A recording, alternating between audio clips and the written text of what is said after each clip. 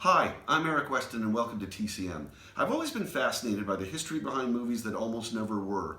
Films with endless obstacles that somehow benefited as a result and turned into absolute classics. It's hard to believe, but Alfred Hitchcock's 1960 horror classic Psycho was one of these films, produced against all odds. Can you imagine a world without Psycho? I can't.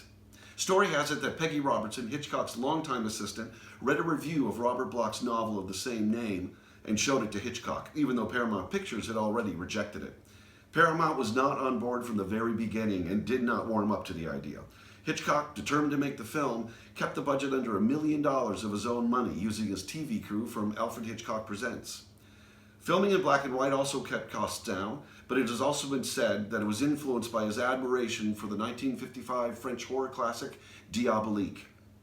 Luckily, the film's perfectly cast stars, Janet Leigh and Anthony Perkins, signed on, trusting his vision and agreeing to a percentage of their normal salaries. The other most notable characteristic of the film is, of course, the score by Bernard Herrmann. Also impacted by cost cutting, Herrmann wrote for a string orchestra rather than a full symphony.